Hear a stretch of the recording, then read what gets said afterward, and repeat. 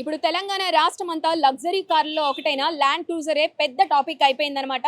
Car party అయిన BRS party నాయకులు luxury కార్లలో ఎలా తిరుగుతున్నారు అండ్ ఈ ల్యాండ్ క్రూజర్ విషయమే పెద్ద టాపిక్ అయింది. అయితే కేంద్ర హోంశాఖ సహాయ మంత్రి బండి సంజయ్ నిన్ననే ఒక ఎక్స్ లో పోస్ట్ కూడా పెట్టారు. అక్రమ ల్యాండ్ క్రూజర్లు అన్నీ కూడా ఇక్కడ తిరుగుతున్నాయి, అసలు వీళ్ళకి పర్మిషన్లు ఎలా వచ్చాయి, ఎంత పెట్టుకున్నారు, నిజంగా డబ్బులు పెట్టుకున్నారా లేదంటే బినామీల పేర్లతో కొన్నారా అన్నది చాలా లేవనెత్తారు. ఇలాంటి ప్రశ్నలు ఎన్నో.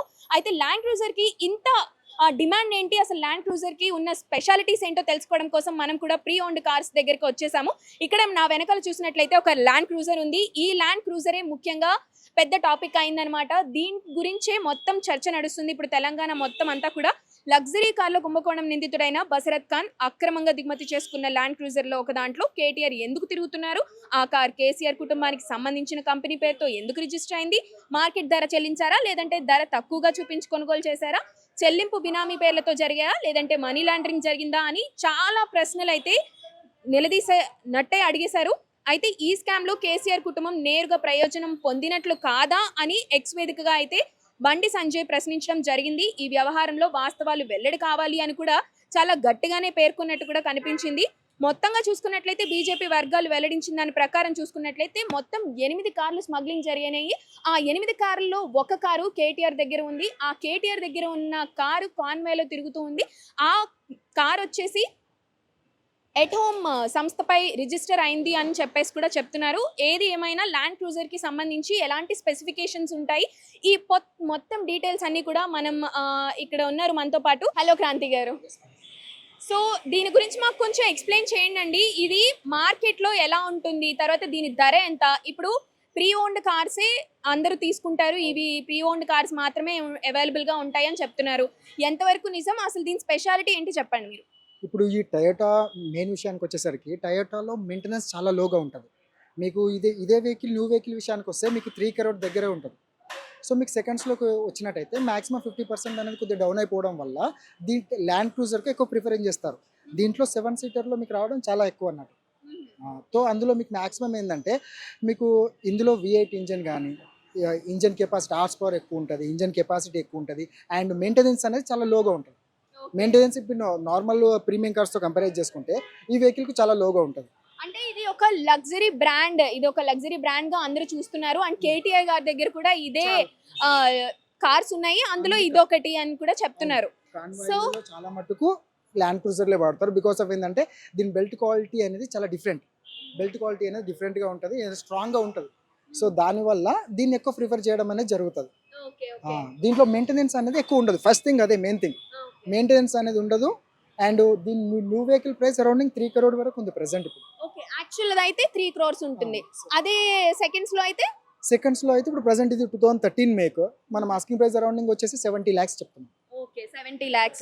ఇందులో వర్షన్స్ కూడా ఉంటాయి కదండి, అంటే నార్మల్ గా మొబైల్స్ లోనే ఎవ్రీ ఇయర్ కి ఒక కొత్త వర్షన్ వస్తూ ఉంటుంది. సో దీంట్లో ఎక్కువ వేరియేషన్ ఏమి ఉండదు. 4x4 కానీ అండ్ టాప్ అండ్ వేరియంట్స్ ఉంటాయి మ్యాక్సిమం. ఇందులో ఎక్కువ మీకు వేరియేషన్ ఉంటాయి. ఇంటర్నల్గా వేరియంట్లు ఉంటాయి, అంటే మ్యూజిక్ సిస్టమ్ కానీ అలాంటి వేరియంట్స్ ఉంటాయి. అదర్వైజ్ ఇందులో సేమ్ ఉంటాయి అన్ని. ల్యాండ్ క్రూజర్ క్రేజ్ ఏంటంటే ఏం లేదండి, దీని యొక్క ఈ ప్రైస్కు ఈ మెయింటెనెన్స్కు సంబంధం ఉండదు అన్నట్టు. That's it.